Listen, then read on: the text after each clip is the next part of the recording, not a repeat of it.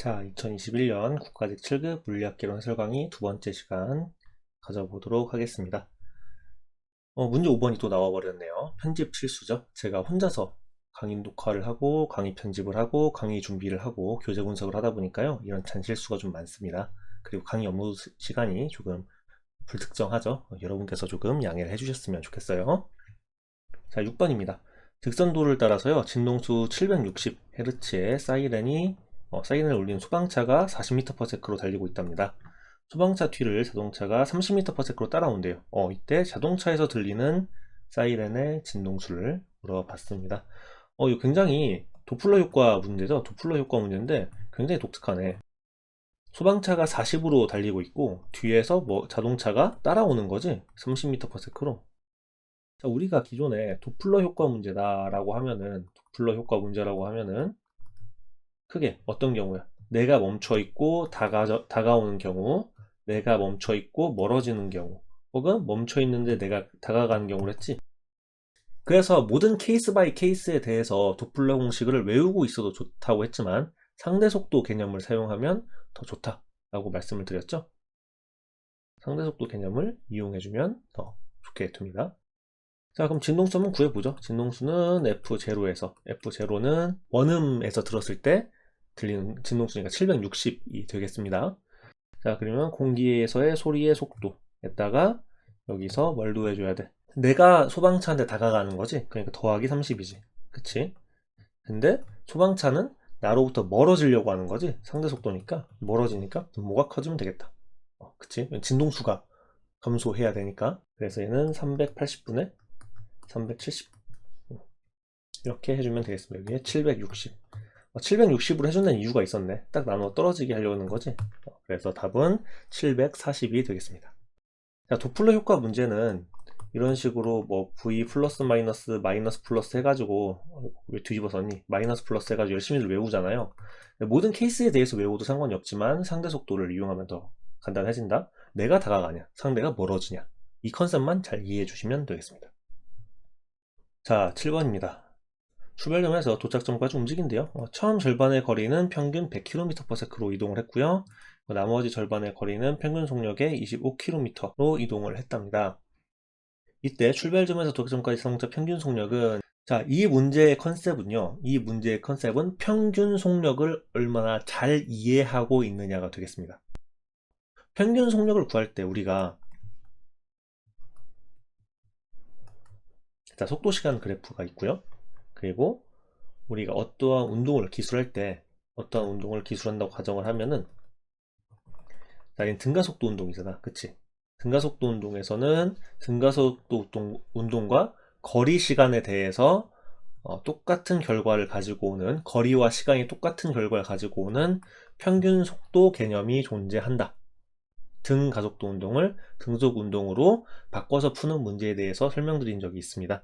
이 문제의 핵심은 바로 평균 속도 개념과 그 도착하는 시간, 운동 시간에 대한 개념을 이용하면은 등속도 운동으로 등가속도 운동을 기술할 수 있다는 거지. 여기서 이제 우리가 한 개 아이디어를 가져오자면은 바로 평균 속도로부터 뭘 가지고 올 수가 있다? 시간을 가져올 수가 있다는 되겠습니다. 자, 처음 절반의 거리는 평균 속력의 100km로 이동을 했대요. 그러면은 이때 이동한 시간을 한번 우리가 계산을 해보자는 거지. 전체 이동 거리가 요렇게 되는 거야. 0에서 뭐라고 할까? x라고 해볼까? x래요. 처음 절반의 거리는 어떻게 되는 거야? 2분의 x가 되는 거지. 이때는 평균 속력이 뭐가 돼? 자, 물리에서 평균은 하이픈 쓴다고 했어요. 100이고 그 나머지 2분의 x는 뭐야? 여기서 1, 2라고 인덱스를 구별해 볼까? 25km로 이동을 했다는 거지. 자, 그럼 여기서 이동한 시간을 구하면은 운동 상태에 상관없이 평균 속도를 가지고 우리가 시간을 추산할 수 있다는 거지. 그럼 이제 t1은 어떻게 되는 거야? t1은 속도분의 거리 해서 t1을 구해줄 수 있고요. t2는 25분의 2분의 x 해서 구해줄 수가 있는 겁니다. 그럼 얘네 둘을 더한 게 뭐가 돼? 얘네 둘을 더한 게 t 토탈은 어떻게 되니? t 토탈은 100분의 2분의 x 더하기 25분의 25분의 2분의 x가 되겠죠? 그러면은 얘를 전체 이동거리로 나눠주면 뭐가 돼? 이렇게 되면 뭐가 돼? 바로 총 평균 속도가 나오게 되는 겁니다. 자, 됐지? 그럼 여기서 x 이렇게 약분하고 이거 번분수 계산해주면 되지? 그러면은 얘는 100분의 2분의 1로 올라가는 거니까 200분의 1이네. 그치? 더하기 얘는 50분의 1이겠네. 등위 계산이니까 이렇게. 그러면은 4분의 200인가? 5분의 200이네. 5분의 200이 되겠습니다. 답은 5, 4, 20. 그래서 1번을 골라주시면 되겠습니다. 자, 평균 속도 컨셉으로 시간을 계산할 수 있느냐? 라는 아이디어를 떠올리시면 되고요. 그리고 번문수 계산을 좀 해야 되는 게 있는데, 번문수 계산을 쉽게 하는 방법? 연습을 많이 하면 되지 않을까? 사실 2단계에서 그냥 200분의 x라고 써도 상관이 없고, 2단계에서 50분의 x라고 써도 상관이 없죠. 그렇게 해도 상관은 없습니다. 괜히 저처럼 쭉 해가지고 헷갈리지 마시고, 이렇게 하는 것도 하나의 방법이 될 수 있겠습니다. 산수 계산은 자기 입맛대로 하면 되는 거니까요. 자, 8번으로 넘어가도록 하겠습니다. 그림은 저항값이 R인 저항기 유도 용량이 L인 유도기, 전기 용량이 C인 축전기가 직렬로 연결된 직렬 뭐가 나왔어? 직렬 RLC 회로가 나왔네. 자, 직렬 RLC 회로로 해서는 뭐 물어볼 수 있다? 첫 번째, 계산하는 문제에서 임피던스 구해보세요 라는 문제가 나옵니다. 두 번째, 공명진동수 또는 공명주파수에 대해서 말씀해 보세요 라는 문제 나올 수 있고요. 세 번째는 회로를 물어볼 수가 있습니다. 회로에서 뭘 늘렸을 때 어떻게 되느냐, 뭘 줄였을 때 어떻게 되느냐, 이거를 물어볼 수 있는 문제가 있는 겁니다. 여기서 또 잘 안 나오지만 위상공간에 대한 얘기도 나오지. 그래가지고 벡터 그려가지고 뭐 R 있고 L 있고 C 해가지고 막 계산하는 거 있잖아. 이것들이 나올 수 있다는 거 인지를 하고 계시면 좋겠습니다. 자, 그래서 공명진동수 F0. 자, 설명으로 모두 옳은 것은 진위판별, 기억 니은데 그 진위판별 문제가 나왔습니다. 편집 잘했지? 그림 크게. 자, 기억 F0는 루트 LC분의 1이다. 공명주파수가 어떻게 구해? 공명주파수라는 거는 임피던스가 최소가 되는 거지. 우리 개념 공부 한번 하고 갈까? 임피던스라는 건 R제곱 더하기 L제곱 빼기 C제곱이지. 근데 저항이 최소가 되는 게 공명진동수. 자, 이해를 하자고. 저항이 최소가 돼야 돼. 이게 최종 저항이지. 그러면은 얘네 둘이 0이 되면 되겠지. 그러니까 L이랑 C랑 같으면은 공명진동수가 되는 거예요. 이런 개념으로 들어오면은 2파이 FL일 때 얘가 2파이 FC분의 1이면 공명이 되는 거지. 그래서 최종적으로 F0는 2파이의 루트로 들어가니까 4파이 제곱에서 루트니까 2파이 튀어나오고 루트 LC분의 1. 이건 여러분이 공명진동수 RLC 직렬회로에서 공명진동수라고 외우고 있잖아요. 그쵸? 외우고 있어도 무방합니다. 이렇게 원리적으로 이해를 해도 돼. 저항이 최소가 돼야 되니까 그러려면 L과 C가 같아주면 되겠구나 라는 컨셉에서 공명진동수가 유도가 되는 겁니다. 그래서 기억은 틀린 진술이 되겠습니다. 자, 2번 니은 이 회로의 임피던스는 R이다. 공명진동수로 가면은 임피던스가 어떻게 돼? 임피던스가 그냥 R이지. R 제곱의 루트니까. 그쵸? 니은은 맞는 진술입니다. 봐봐, 말한 거에서 개념을 이해하면 다 나오잖아. 디귿 유도기의 양단과 축전기 양단에 각각에 걸린 전압의 유상차는 180도이다. 그쵸? 위상 공간까지 바로 물어보지. 그렇기 때문에 답은 4번이 되겠습니다. 자, 이거 RLC는 제가 인력물리 강의한 것도 있죠. 아니면 뭐 여러분께서 공부하신 개념 강의 해주신 강사님의 수업을 다시 한번 들어보시는 것도 도움이 될 겁니다. 유도기랑 축전기의 위상차는 180이 나지. 왜냐면은 유도기에서는 90도 빠르고 저항에 비해서 축전기에서는 90도 느리고 이런 개념이 있지. 그러니까 개념을 더하면은 180도가 된다. 답은 4번 골라주시면 되겠습니다. 그림과 같이 양쪽이 열려있고 중간 부분이 막혀있는 관이 있답니다. 이 관에서 발생하는 3차 조화 모드의 정상파들에 의한 맥노리 진동수. 자, 계산하는 문제에 맥노리를 얹어놨어요. 이 문제를 만든 사람은 천재가 확실합니다. 좀 감동스러운 문제야, 이 문제는. 자, 우리가 한쪽이 다 열렸던 중요한 게 뭐야? 닫힌 곳에선 뭐가 생겨? 마디가 생긴다. 열린 곳에선 뭐가 생긴다? 배가 생긴다. 이게 기본 컨셉이었지? 이것까지 떠올리면서 자, 그러면은 관 한 개를 그려볼까? 이런 식으로 너비둘 빼뚤하네. 이렇게 한쪽이 열린 관. 길이를 L이라고 했을 때, 길 L이라고 했을 때, 그럼 기본 모드가 어떻게 돼? 이렇게 되지? 그럼 몇 개 들어와? 파장이 4분의 1개가 들어오지? 그래서 이 L 길이는 파장이 4분의 1개가 들어오면 됩니다. 그럼 얘를 한 번 더 증가시키면 어떻게 돼? 한 번 더 증가시키면은 4분의 3 람다가 들어오지? 2분의 1개씩 더 증가하니까 그럼 얘는 쭉 등차 수열이네. 쭉 등차 수열로 가니까 얘는 4분의 그 다음 4분의 5겠죠? 그러면 얘는 2n-1 람다. 물론 n은 조화 모드의 숫자가 되겠지? 그러면은 L은 최종적으로 얘가 L이니까 람다는 어떻게 되는 거니? 2n-1 분의 4의 L이니까 최종적으로 진동수 왼쪽에다 쓸게요. 진동수는 4L분의 2n-1이 되겠네. 물론 V equal F 람다니까 여기 속도가 이렇게 붙어주면 되겠죠. 자, 그럼 다 구했어. 우리가 해야 될 건 다 구했어. 자, 17cm 관입니다. F를 한번 구해보죠. 그러면은 4 곱하기 길이가 17이죠. 그러니까 0.17. 우리는 미터를 써야 되니까. 그리고 2n-1이 했는데 3차라고 했으니까 1, 2, 3을 다 고민을 해봐야겠지. 2n-1 이렇게 들어와 주면 되겠습니다. 이거 7 아니야, n이야. 제가 글씨를 못 써서 그래요. 여기에 소리의 속도 340을 곱해준다. 이렇게 해주면 되겠지. 그러면은 얘는 47에 28에 다행히 0.17인데 이유가 있었네. 딱 약분이 되지. 이렇게 약분이 되니까 얘는 2배에서 20 2분의 10 5 500이죠.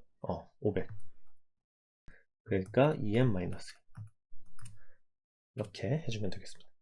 그러면은 25cm짜리 얘는 계산이 어떻게 될까? 진동수는 4 곱하기 0.25 분의 2n-1에 340을 곱하는 꼴이 되겠죠? 그럼 얘는 어떻게 될까?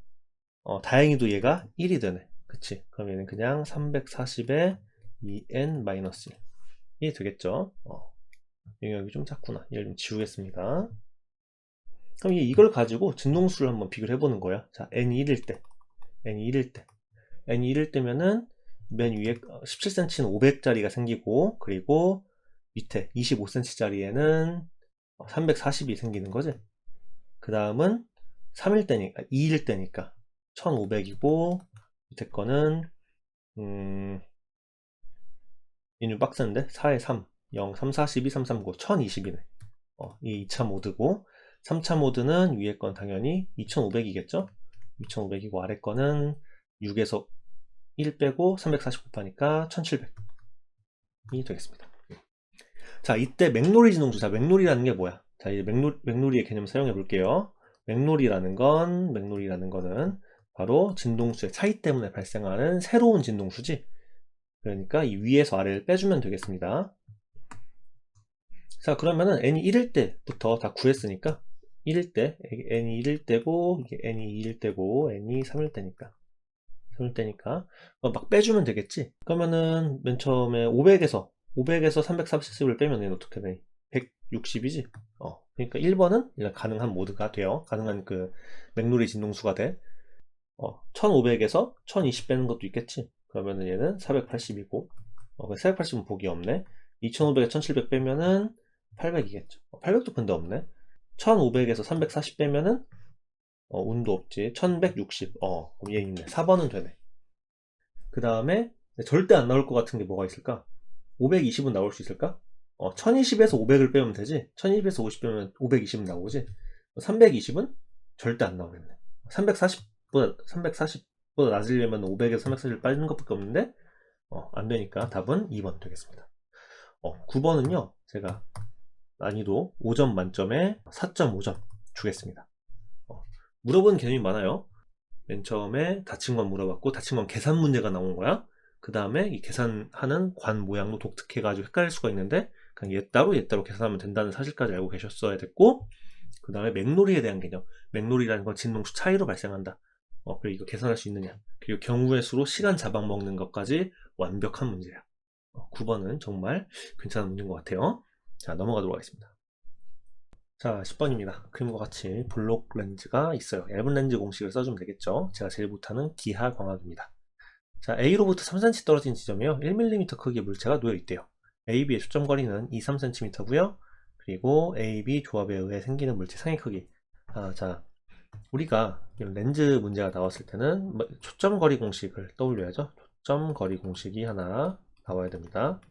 그 다음에 배율 계산하는 거 있죠. 이거 비슷한 문제 옛날에 지방직에서 나온 적 있죠.